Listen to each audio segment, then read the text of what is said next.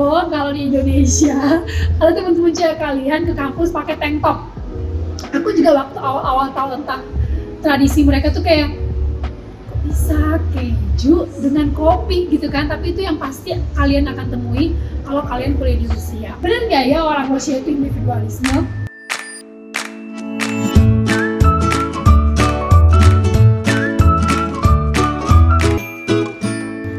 Krasavchiku, welcome back to my YouTube channel Clara UK.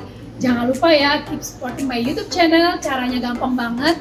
Subscribe, follow, like, share, komen sebanyak-banyaknya. Dan jangan lupa juga follow my Instagram @clara_uk. Nah, kalau sebelumnya kan kita udah lumayan banyak ya bahas tentang Rusia ini, tapi kayaknya banyak juga nih yang masih penasaran, pengen tahu juga cerita-cerita seru lainnya tentang Rusia. Dan kali ini, Rusia, aku akan sharing tentang shock culture yang aku temui di area kampus.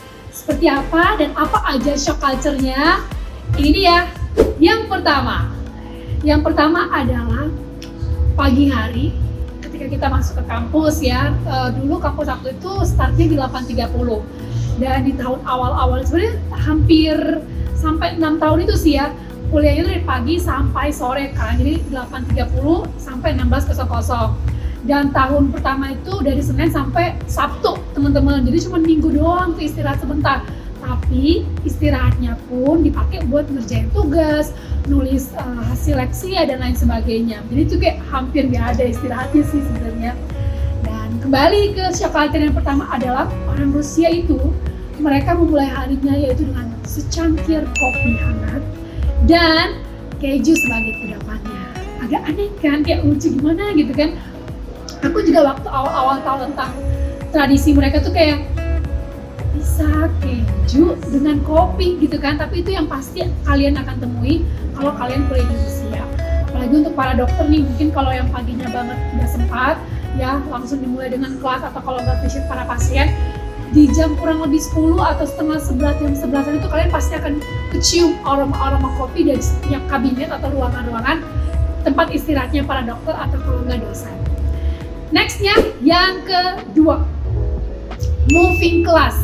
Kalian pasti pernah ngerasain dong ya yang namanya moving class.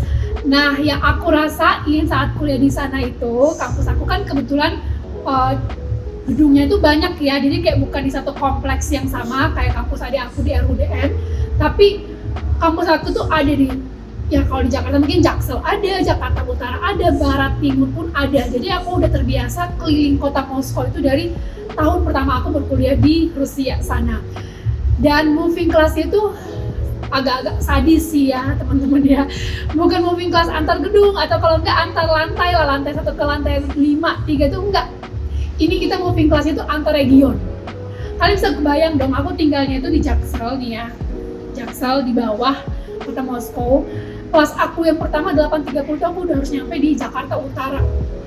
Itu tuh naik MRT yang kecepatannya minta ampun, udah cepet banget. Kurang lebihnya tuh 45 menit. Itu di luar aku harus jalan kaki dari asrama aku ke stasiun kereta cepat itu kurang lebih 1 kilometer. Terus dari kalau aku udah nyampe di stasiun kampus aku yang pertama, aku harus jalan kaki lagi kurang lebih 20 menit teman-teman untuk ke gedung tersebut. Kalau nggak mau jalan kaki, kalian bisa juga sih sebenarnya naik bus ya, tapi aku lebih prefer jalan kaki karena lebih hemat. Ya, jadi aku harus effort di 20 menit jalan kakinya. Dan itu paginya. Siangnya itu istirahatnya kurang lebih 1 jam. Kelas aku berikutnya itu ada di Jakarta Pusat. Jadi 1 jam itu dipakai bukan cuma buat makan, tapi buat moving class itu teman-teman. Kalian kebayang dong, aku movingnya kayak apa. Dan itu wajib, mau nggak mau, kalian harus waktunya itu harus sempat gitu. Jadi kadang aku makan itu kayak sambil di jalan, cuma beli coklat atau kalau nggak minuman yogurt doang, itu dipakai buat sebagai lunch aku. Nah, yang ketiga, kalau kalian kuliah kedokteran di Rusia, kayak ke kampus itu nggak butuh ransel. Yang kalian butuhkan adalah koper. Itu yang ketiga teman-teman shock culture aku. Kenapa? Karena bawaannya lumayan. Selain buku, sebenarnya kalau buku kedokteran teman-teman pasti tahu lah ya. Yang paling tipis mungkin segini ya kan. Tapi karena zaman sekarang udah makin canggih, jadi kita nggak perlu lagi bawa buku yang tebal dan yang banyak. Cukup bawa iPad atau sejenisnya, tablet lah ya. Jadi kayak kalian bisa download Dan syukurnya e-book di sana itu emang di provide sama mereka, sama kampusnya. Jadi kayak kita nggak perlu beli, nggak perlu istilahnya ngeluarin banyak duit lah untuk literatur di sana ya. Dan yang bikin aku ngomong bawa koper adalah yang harus kita bawa setiap harinya adalah yang pertama lab coat. Lab coat tahu dong, white coat ya kan. Jadi para dokter itu, calon dokter tuh harus udah terbiasa setiap harinya tuh harus menggunakan white coat di sana atau lab coat. Dan yang kedua adalah smen obus atau mungkin sepatu ganti. Jadi kalau kita masuk rumah sakit ya kan kita kuliahnya juga di rumah sakit, setelah kuliah atau seminar di sana kita langsung terjun bertemu dengan para pasien, otomatis kita berkelilingnya tuh di area rumah sakit.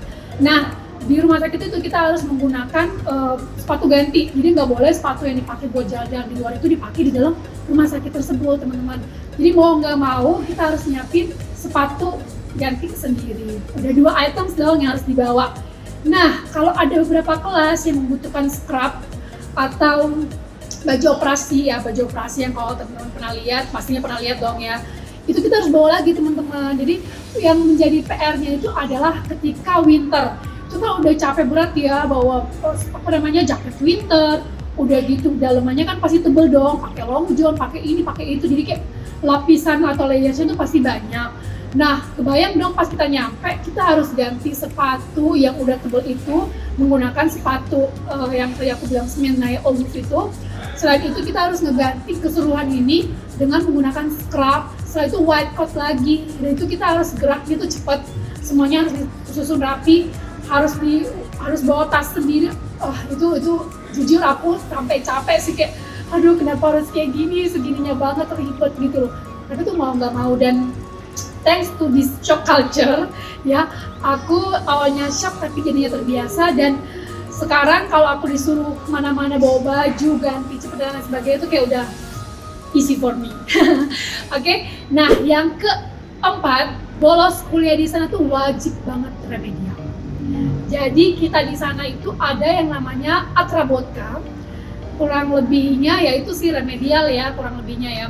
Nah Atrabotka itu emang udah jadi program kampus, gak cuma di kedokteran tapi ada beberapa fakultas lain, jadi kayaknya hampir semua deh itu juga menggunakan program yang sama. Jadi kalau kalian bolos nih ya, entah apapun alasannya, mau sakit, mau yang cuma males doang, pengen nonton drakor, nggak pengen kuliah dan lain sebagainya, once kalian gak masuk kelas, kalian wajib mengejar yang namanya Atrabotka. Jadi nanti ada jadwalnya tersendiri disiapkan, kita tinggal datang, terserah dosennya mau ngasih tugas sebagai bentuk dari Atrabotka, atau kalau nggak kita harus bikin namanya kanspek itu kayak apa ya kalau di sini ya, pokoknya kayak rangkuman dari materi itu dan lain sebagainya. Tapi kita wajib karena itu akan dihitung pada akhirnya, dan pada saat kelulusan nanti ya, kelulusan semester maksudnya, itu akan dinilai juga seberapa banyak Atrabotka itu sangat berpeluang pada nilai kalian, nilai akhir, dan potensi untuk lulus atau tidaknya juga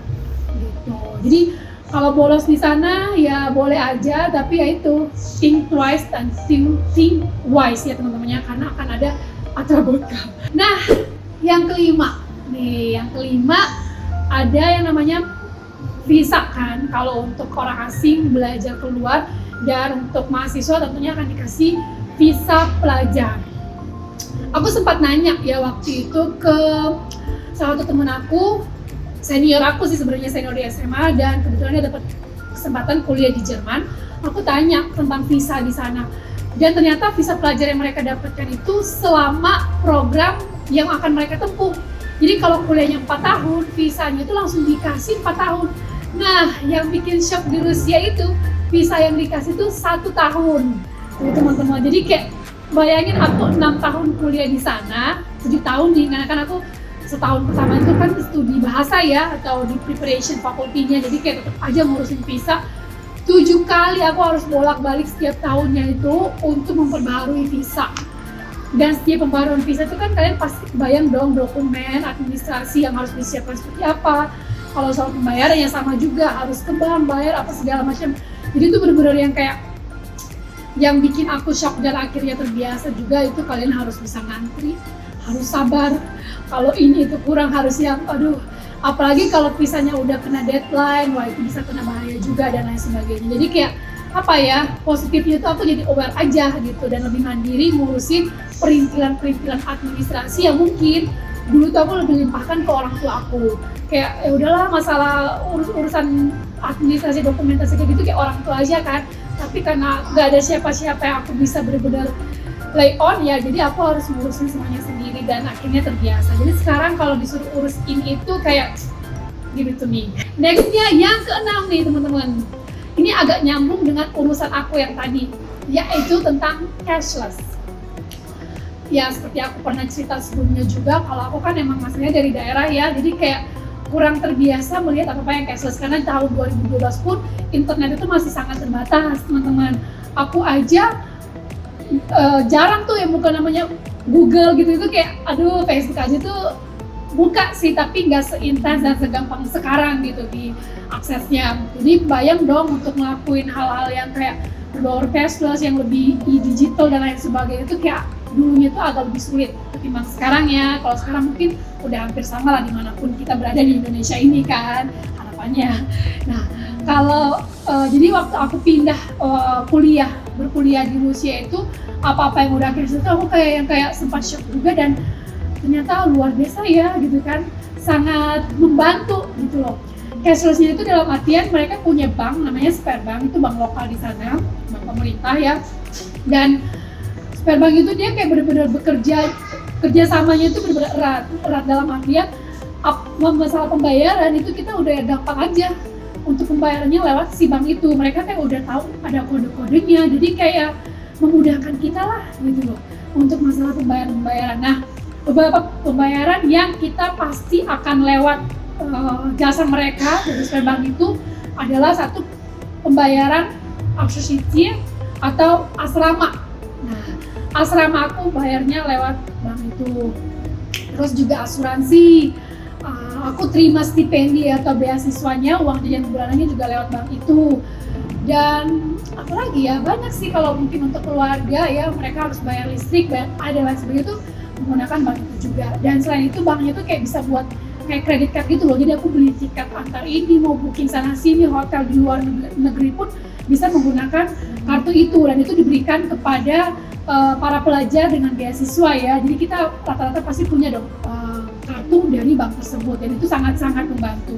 Jadi makanya aku bisa ngomong kenapa cashless ini bikin agak shock juga, karena yaitu aku yang dulunya nggak terbiasa melihat itu, dan itu kayak sangat membantu, akhirnya kayak wow aja gitu loh kan. Tapi kalau sekarang di Jakarta aja sih udah banyak lah yang kayak gitu, jadi kayak udah yang hal yang bukan sesuatu yang baru lagi buat aku, nggak bikin aku shock juga ketika aku balik dan melihat segala perkembangan tentang cashless di Indonesia. Yang ketujuh, individualis. Benar nggak ya orang Rusia itu individualisme? Menurut aku ya juga sih, karena di kuliahan aja tuh ya teman-teman aku tuh kebanyakan teman-teman high-buy. Ini terkhususnya di kota Moskow. Mungkin di kota-kota lain mereka cenderung lebih ramah, aku setuju. Tapi kalau di Moskow itu mungkin karena pengaruh ibu kota juga kali ya, pace di sana tuh cepat, jadi orang tuh kayak entah apa yang dikejar gitu loh. Mereka kayak sampai yang sempat-sempatin say hi ke kanan kirinya tuh kayak hampir nggak kelihatan gitu kan. Orang benar-benar punya banyak ambisi, motivasi dan lain sebagainya. Pace-nya itu benar-benar jauh berbeda dengan kota-kota lain di Rusia. Jadi kalau dibilang individualis, aku bisa bilang iya juga. Dan ya itu pengaruh mereka nggak punya kompleks atau rumah gitu ya, adanya tuh pasti di luar kota, rata-rata orang tinggalnya tuh di flat. Jadi interaksi mereka kayak antar tetangga itu terbatas menurutku, karena orang pulang kerja udah capek, di metronya juga udah padat, dia kan masing-masing ngurusin mikirin diri, terus pulang-pulang langsung masuk ke flat masing-masing. Jadi kayak interaksi itu agak jarang. Di kampus juga sama, kita tuh cuma yang hi bye doang, pagi hi, pulang bye gitu kan. Jadi kayak jarang aja gitu loh, kayak terlalu banyak istilahnya apa ya, nongkrong gak jelas atau apa itu mungkin ada, tapi nggak yang terlalu gimana gitu. Dan mereka itu kalau kita nggak nanya, mereka kadang nggak jawab loh. Jadi kalau kita sebagai orang asing yang kuliah di sana, kalian harus lebih agresif buat nanyain, oh kemarin dosennya ngomong ini ya, kita ujiannya tanggal segini kan, untuk memastikan aja gitu. Karena ini terbukti banget ya, Kalau kita sebagai orang asing dan agresif di sana, yang nanyain duluan, yang punya inisiatif buat ngajakin ini itu duluan, kita pasti akan ketinggalan dan akan menjadi kesusahan tersendiri buat kita, teman-teman. Jadi ya udahlah, kalau kalian anaknya pemalu, dibuang rasa pemalunya, rasa malu-malunya, nggak perlu khawatir, maju aja, tabrak aja. Karena pasti di Rusia itu yang membuat kalian bisa bertahan itu adalah keberanian, bukan hanya kepintaran. Kepintaran itu menurut aku nomor 2 bahkan tiga. Ya. Oke, nextnya adalah yaitu karena sifatnya individualis itu yang ke-8 gak ada belajar kelompok nih teman-teman, yang ke-8 ya. Karena ya itu mungkin cenderung lebih individualis dan kuliah kedokteran kan udah sampai sore ya, sementara sorenya ke malamnya itu mereka punya acara lain atau mungkin harus kuliah juga, kuliah lagi, punya acara keluarga dan lain sebagainya. Jadinya mereka itu, dan aku sendiri pun tuh kayak kita tuh jarang gitu loh belajar kelompok. Aku bahkan baru ngerasain belajar kelompok di Rusia itu sama teman-teman yang dari Malaysia. Jadi teman-teman yang belajarnya itu pakai bahasa Inggris, English medium ya, kelas Inggris lah gitu istilahnya. Itu aku baru belajar kelompok sama mereka. Tapi kalau sama orang Rusia pernah, tapi bener-bener jarang. Padahal kalau aku dengar cerita teman-teman Indonesia, kayak seru banget ya, kayaknya kuliah itu lebih seru itu belajar kelompoknya ketimbang kuliahnya gitu kan. Jadi ya kurang lebih seperti itu culture yang kayak aku dambain saat masuk kuliah, waktu lulus SMA dulu. Pokoknya aku pasti bakalan belajar kelompok, sana sini, punya banyak teman. Saat aku kesana itu kayak mana culture yang aku dambain, yang aku tunggu-tunggu gitu kan, gak ada. Dan yang ke-9 nih teman-teman, 9 adalah di Rusia itu saat summer boleh pakai tank top. Tuh, kalian kebayang dong kalau di Indonesia, kalau teman-teman cewek kalian ke kampus pakai tank top. Itu kalau nggak jadi bahan bulian ya, wah pokoknya disengin kayaknya udah berbulan-bulan kali ya, pokoknya udah dikomentarin negatif aku yakin. Tapi kalau di Rusia itu karena emang suhunya saat summer itu kan panas ya, cenderung panas ya, dan mereka itu melihat itu sebagai hal yang apa ya biasa aja gitu. Your style, your fashion is your business gitu kan. Jadi kayak mereka nggak akan yang gimana banget soal pakaian gitu. Tapi bisa mungkin tetap sopan gitu kan. Karena emang nggak ada yang peraturan gimana banget. Masalah pakaian di kampus bebas aja, tapi ya itu sebisa mungkin sopan karena lebih menunjukkan karakter kalian juga kan. Tapi kalau untuk masalah tank top saat summer, that's okay. Jadi buat cowok-cowok nih ya yang berkuliah di sana saat summer, mereka pasti full senyum sih aku yakin. Okay, that's all shock culture yang aku rasain di area kampus aku selama kurang lebih 7 tahun nih aku berkuliah di Rusia sana. Kalau kalian udah dengar shock culture yang lain, pengen konfirmasi, boleh juga tuh tulis di kolom komentar ya. Aku akan ingat lagi, aku pernah nggak ngerasain hal yang sama. Atau mungkin hal lain yang pengen kalian dengarkan tentang kuliah di Rusia atau mungkin Rusia secara keseluruhan, boleh banget juga tulis di kolom komentar. Oke? I'll see you on the next video. Jangan lupa share, like, comment, subscribe sebanyak-banyaknya YouTube channel aku dan juga follow my Instagram @clara_uk. Bye-bye!